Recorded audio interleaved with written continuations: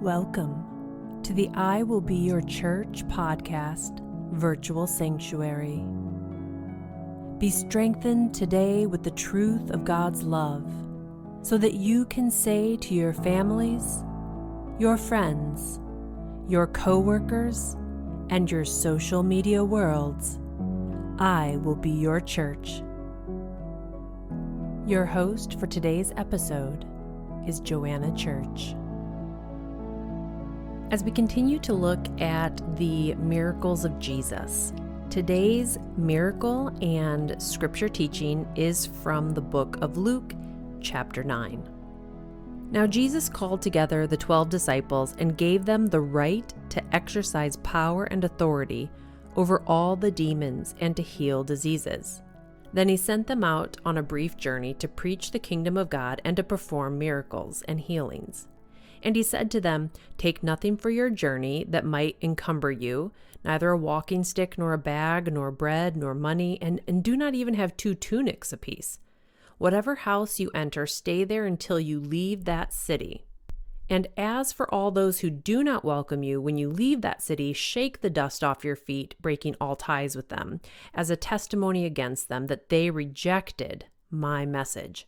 So they began going from village to village, preaching the gospel and healing the sick everywhere. Now when the apostles returned, they told him all that they had done, and he took them with him, and he privately withdrew across the Jordan to a city called Bethsaida. But when the crowds learned of it, they followed him. But he welcomed them, and he began talking to them about the kingdom of God and healing those who needed to be healed.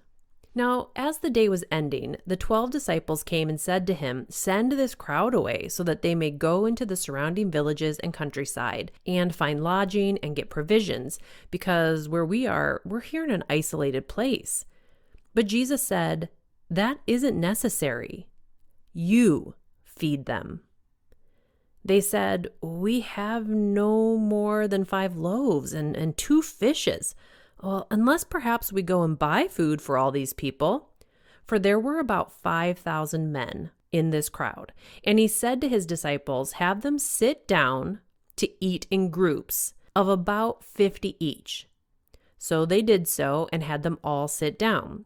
And he took the 5 loaves and the 2 fish, and he looked up to heaven, and he gave thanks, and he blessed them, and he broke them. And he kept giving them to the disciples to set before the crowd. They all ate and were completely satisfied. And the broken pieces of fish and bread, which they had left over, were so abundant that they were picked up, and there were 12 baskets still full. We can't talk about this miracle of Jesus without first seeing what led up to the miracle happening. This miracle comes after he had sent out his 12 disciples to the neighboring villages, giving them the authority to preach, heal the sick, and cast out demons. They had done these short missions, and they had just returned to Jesus to tell him about how successfully they had seen healings happening at their hands and demons had been cast out. And then when once again a great crowd had followed them, Jesus spent the entire day preaching to this crowd and healing the sick people who were among them. According to this, there were at least 5,000 men, which means if you were to add in the women and children who would have been there as well, it would have possibly numbered into around 10,000 or more. Can you imagine a crowd of almost 10,000 and Jesus is walking through them preaching, teaching, and healing their sick? It must have been a long, exhausting day for him. But the point I really want to make is the disciples had just come back from a missions trip where they saw the miraculous healings of God in people's bodies at their hands.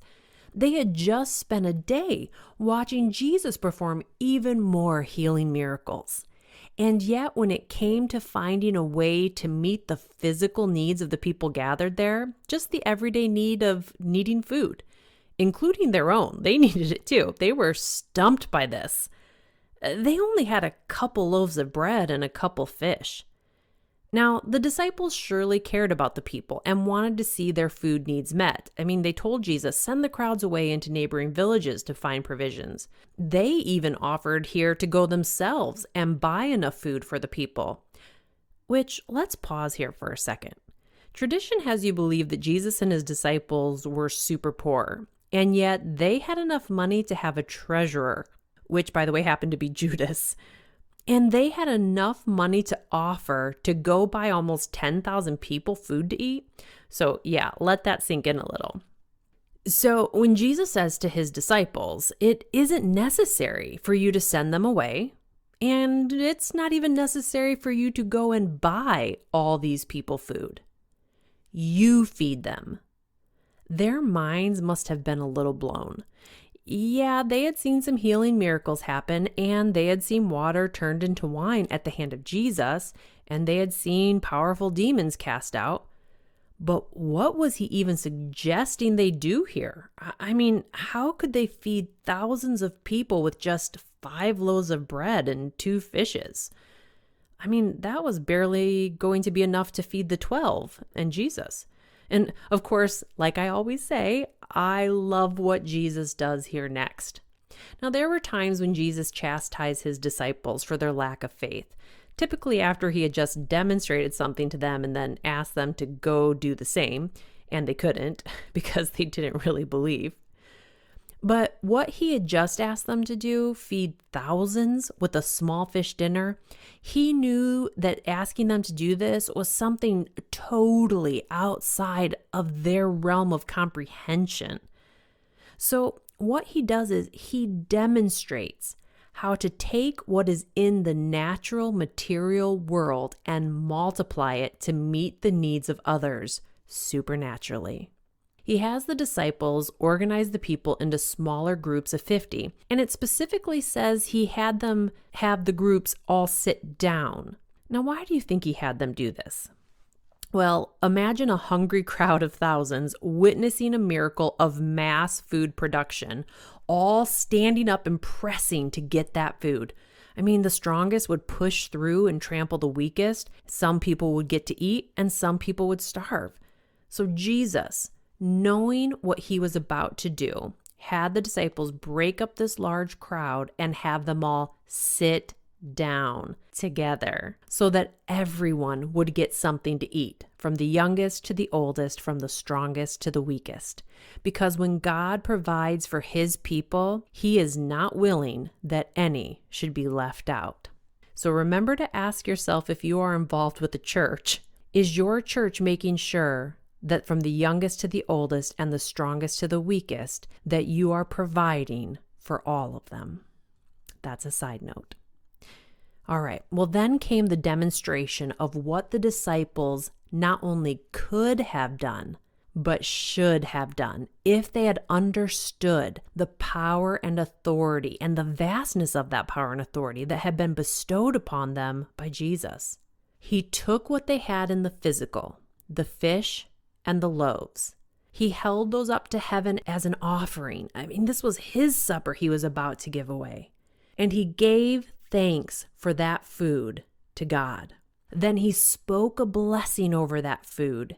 And then he started to break each of them apart into pieces and kept giving these pieces to the disciples to set before this crowd. And they all ate and were completely satisfied.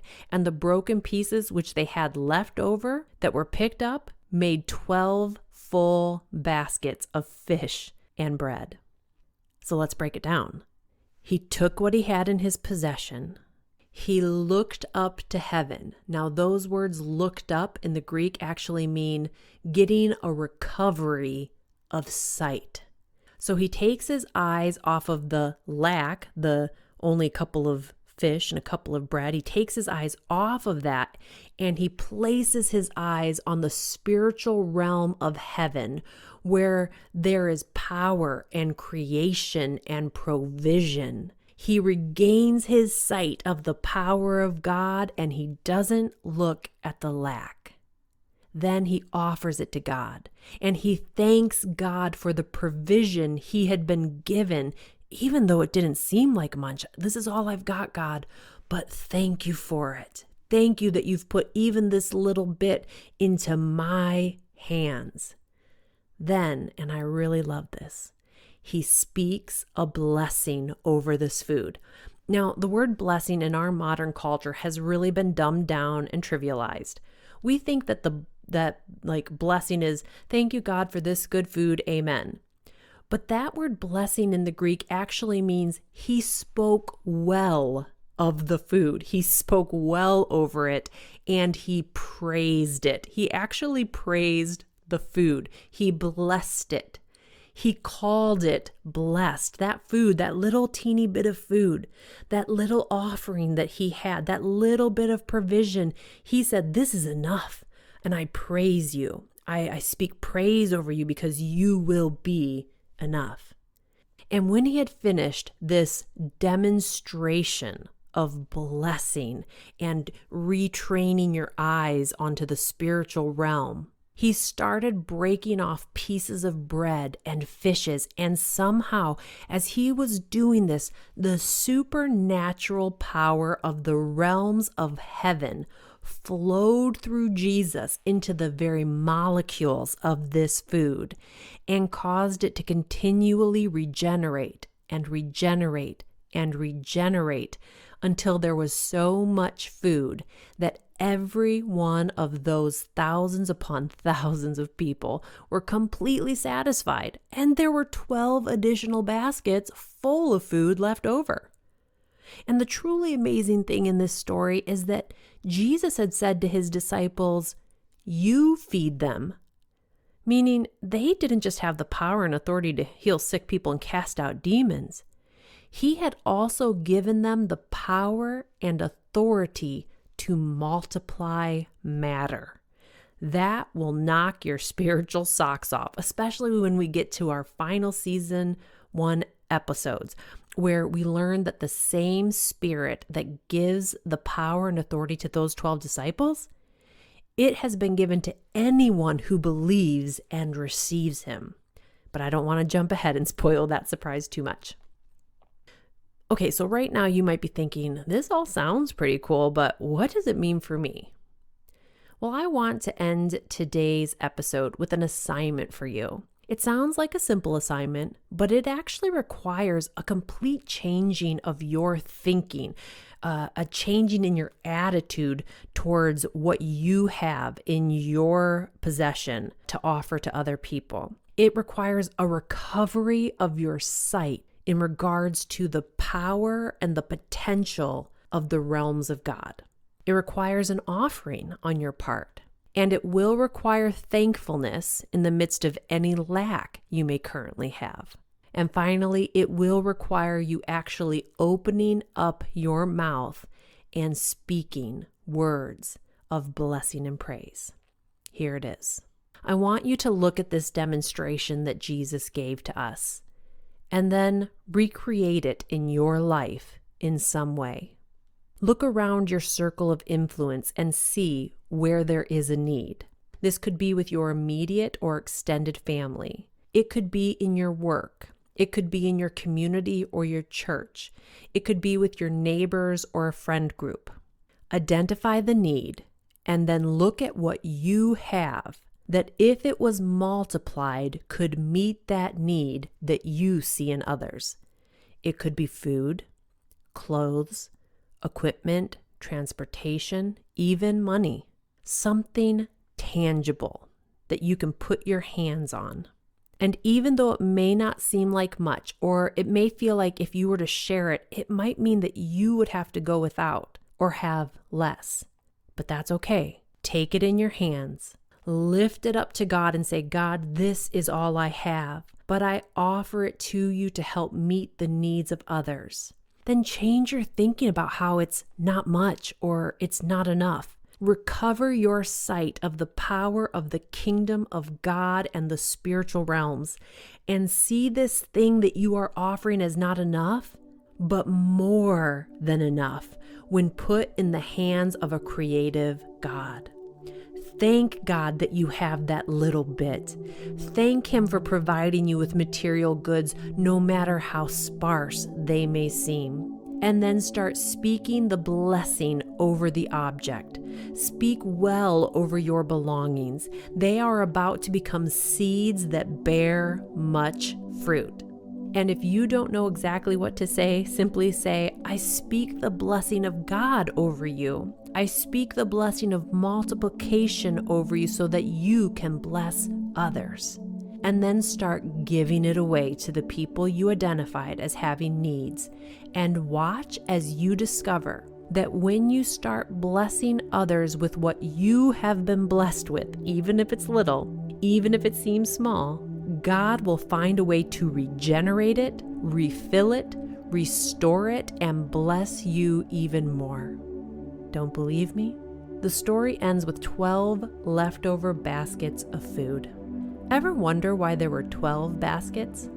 Because those 12 disciples gave up their small offering of 5 loaves of bread and 2 fishes that they would have shared amongst themselves, and they distributed first to the giant crowd of people.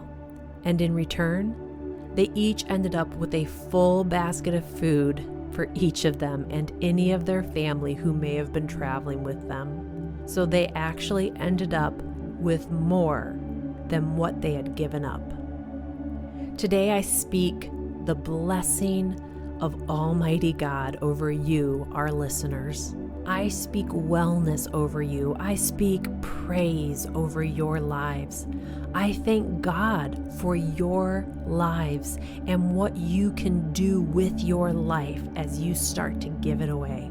And I ask that He would fill you with such faith and vision that you would have a recovery of sight today where you can see His kingdom power and provision in your life. And I ask that He open your eyes to see the goods and talents and resources that He has blessed you with so that you can take them and multiply them to reach the people He has put around you to bless and provide.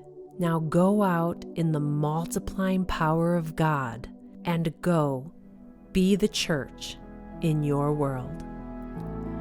If you feel blessed by the I Will Be Your Church podcast, please subscribe so you never miss a day, and then share it with your friends. Check out our website, iwillbeyourchurch.com, to learn more about us, check out Ben's blog, connect with us on social media, and become part of this church family movement.